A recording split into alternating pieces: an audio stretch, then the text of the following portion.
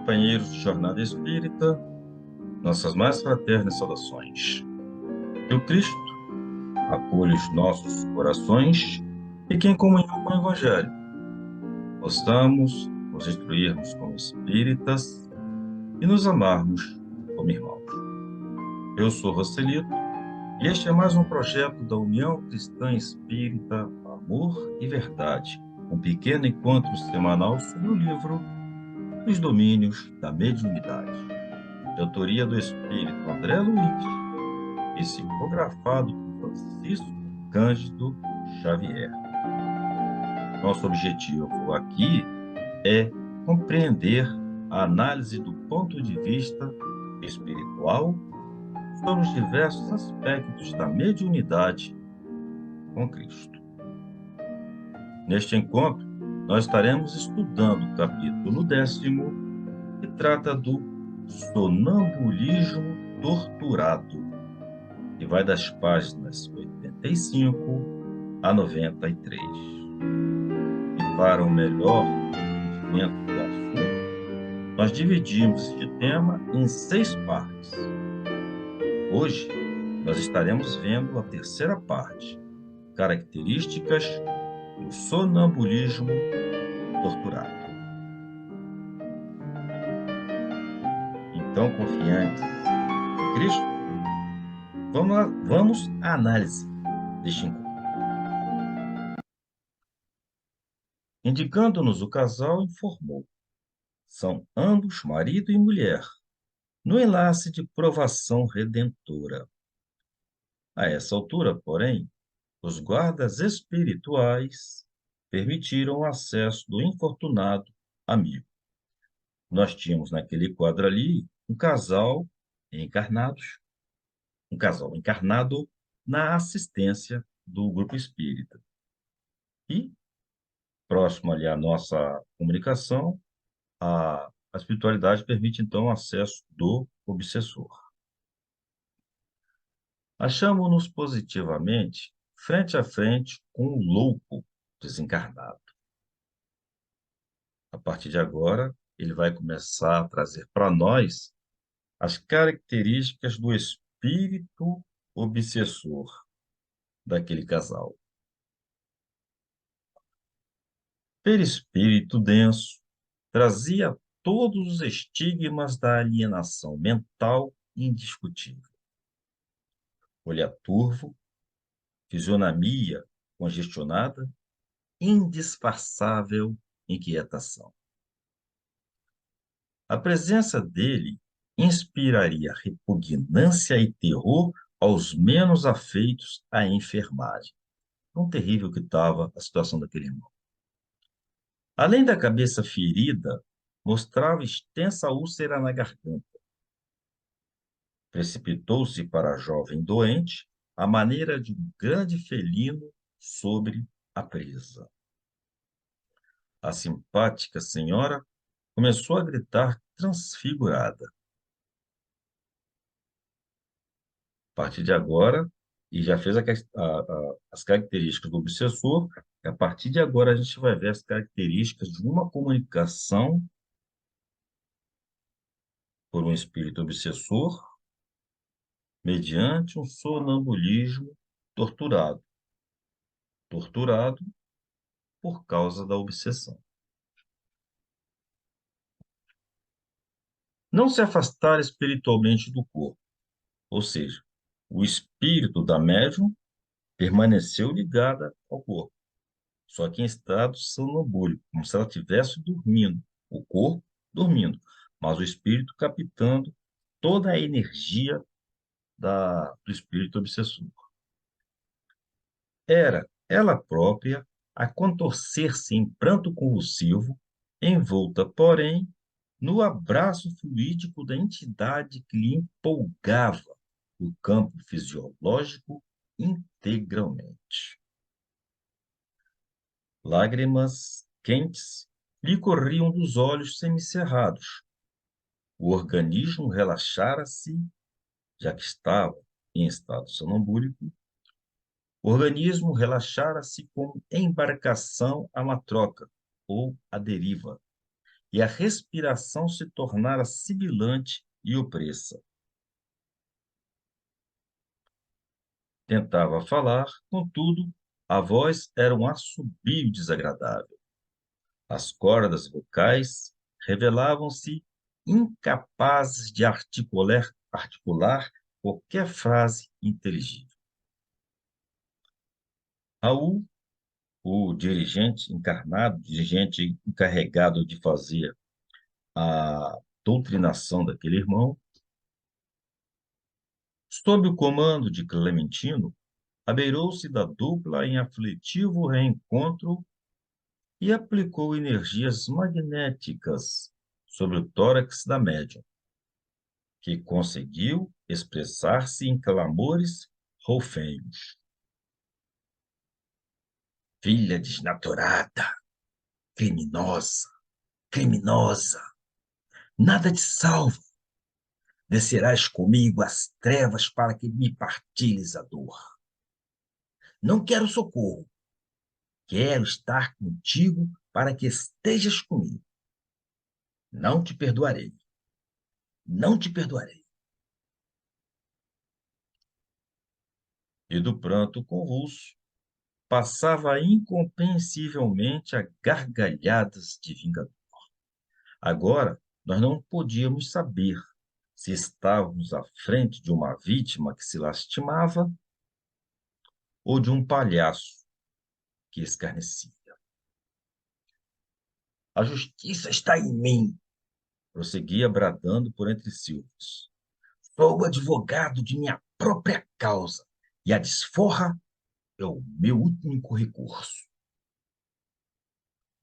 Raul, sob a inspiração do benfeitor que o acompanhava, passou a falar dos valores e vantagens da humildade e do perdão, do entendimento e do amor, procurando renovar-lhe a atitude. Agora nós precisamos compreender duas coisas quando estivermos diante de uma situação, de uma comunicação sofrida através de uma obsessão. A primeira delas, o que deve ser desenvolvido no atendimento ao irmão obsessor? O que é que aquele irmão que está encarregado da doutrinação deve procurar focar no atendimento ao obsessor? Vejamos. Valores e vantagens da humildade. Nós temos que procurar demonstrar, sem muito discurso, sem muito falatório, mas procurar demonstrar para aquele obsessor o quanto é importante nos colocarmos humildemente diante do Evangelho, diante da providência divina. Tentar mostrar para ele que, apesar de tudo, que apesar da dor, que apesar do sofrimento, apesar do amor ou da importância que se dá àquela situação, mostrar para ele que ninguém é melhor do que ninguém. Ninguém é maior do que ninguém. Daí os valores e vantagens da humildade a serem demonstrados para ele. Um outro ponto são os valores e as vantagens do perdão, porque comumente se imagina que quando a gente perdoa, aquela pessoa estaria, a pessoa perdoada estaria livre daquilo que ela cometeu. E, na verdade, não é assim que ocorre. Aquele que perdoa é que está livre daquela aliança vingativa. Uma vez que ele perdoa, ele quebra a energia, ele corta aquele elo, ele quebra aquela ligação com aquele drama. Mas aquele que foi perdoado, ele apenas vai se livrar da companhia que o magoa, vai apenas se livrar da companhia daquele que o está oprimindo. Mas a sua parcela de culpa, a sua responsabilidade em tudo aquilo que foi provocado anteriormente, ela vai ser cobrada dentro da programação da justiça divina. Então, tudo aquilo que ele causou, ele vai ter que ser responsabilizado por ela. Não vai ser o perdão que vai o livrá-lo. Então, perdão, neste caso, é um sentimento, é uma energia que vai abençoar, que vai beneficiar muito mais, se não totalmente, aquele que perdoou. Daí a gente tem que explorar os valores e as vantagens do perdão para o obsessor. Um outro ponto é os valores e vantagens do entendimento do amor, o que não é muito fácil, porque quem está em processo de obsessão, o obsessor ele quer saber de vingança, ele quer saber de justiciamento e tentar explicar para ele, mostrar para ele a importância, a necessidade do amor é meio complicado.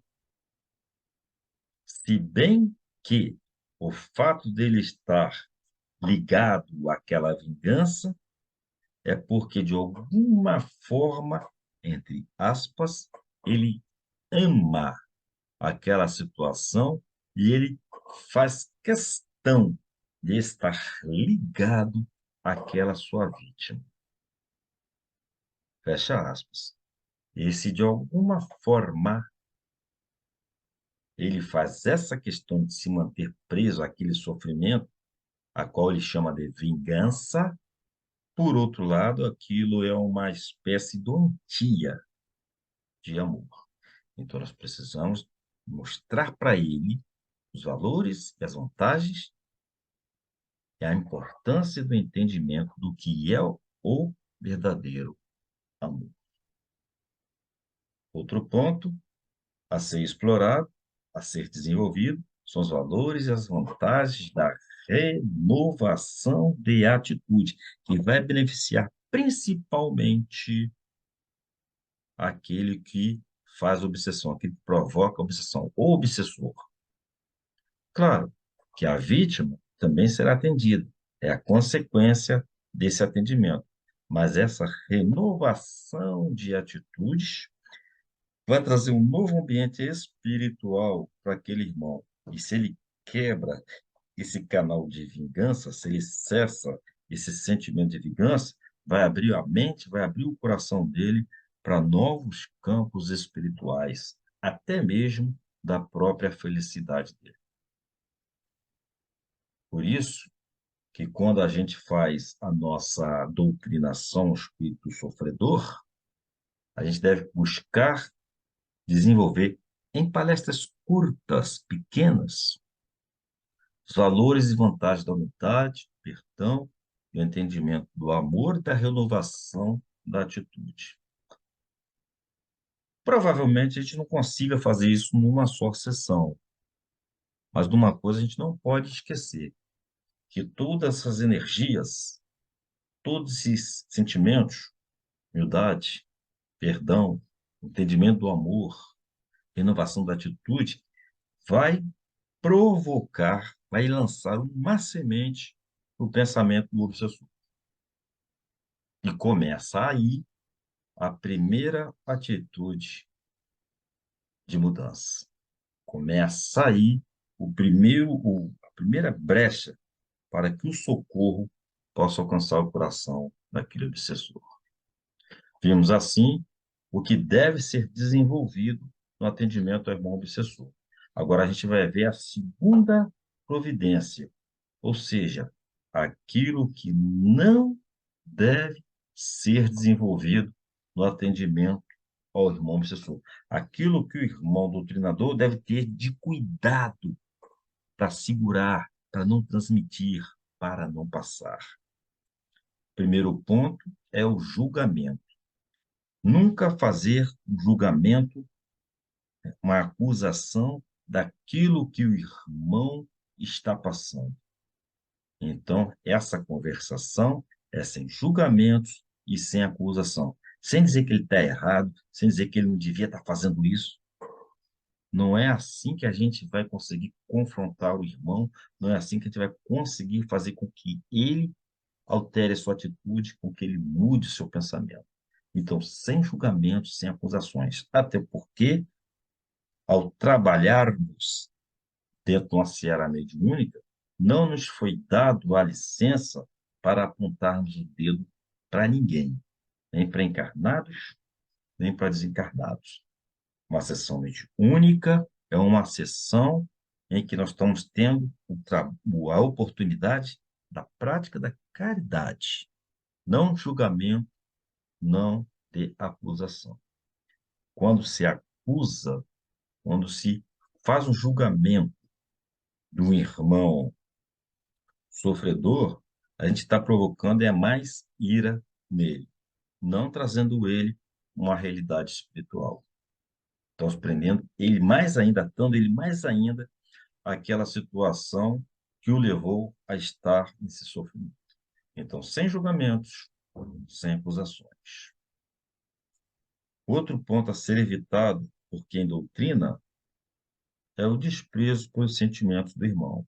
Embora não sejam sentimentos elevados, a gente não pode fazê-los diminuídos. A gente tem que saber que para ele, para o obsessor, para a dor dele, aquele sentimento é pesado. Por isso que ele se mantém dentro da vingança. Então, não podemos desprezar. Não estou dizendo aqui que a gente deva concordar com eles. Não. Concordar, não. Mas também não desprezar, não diminuir, não desfazer dele. Pelo contrário, a gente tem que fazer daqueles sentimentos uma escada, um degrau que a gente possa se apoiar para trazer o irmão para a seara do Evangelho. Então, evitar o desprezo pelos sentimentos daquele irmão, ainda que eles sejam ruins, ainda que eles sejam negativos. E evitar também o confronto pela maneira como ele enxerga a Deus. Às vezes ele está aquele sentimento de vingança, de dor, faz com que ele não veja Deus como nosso Criador, não veja Deus como nossa fonte de amor. E a gente não pode culpá-lo por isso, nem pode acusá-lo disso, nem pode querer obrigá-lo de uma hora para outra a enxergar Deus da maneira como Cristo nos ensinou a enxergar. Então, sem confrontos. O confronto tem que ser evitado. A gente tem que buscar mostrar o Deus que a gente conhece, o Deus de amor, o Deus de justiça, o Deus que não castiga, o Deus que dá a segunda chance para todos nós. Mas não botá-lo de maneira contrária, né, de frente a frente com Deus. Porque naquele momento em que ele está ali sendo atendido, nós temos que entender e fazê-lo entender que é justamente esta oportunidade que Deus está estendendo a mão para ele, para que todo aquele sofrimento termine, para que todo aquele sofrimento possa chegar ao fim. Então, o que não deve ser desenvolvido no atendimento obsessor são os julgamentos, as acusações, o desprezo pelos sentimentos daquele irmão e a maneira como ele enxerga Deus. Com isso, a gente vai estar traçando um caminho, um atalho muito mais fácil para trazer aquele irmão para o nosso evangelho, para o evangelho da forma como a gente acredita. Bem, é isso. Chegamos ao final do nosso estudo. E a partir de agora é com vocês. E se vocês gostaram, eu peço que divulguem, compartilhem, que enviem críticas e sugestões que nos ajude a aprimorar o nosso estudo. Fiquem todos com Deus. Até o próximo encontro, mas não se esqueçam, a verdade que fere é pior que a mentira que consola.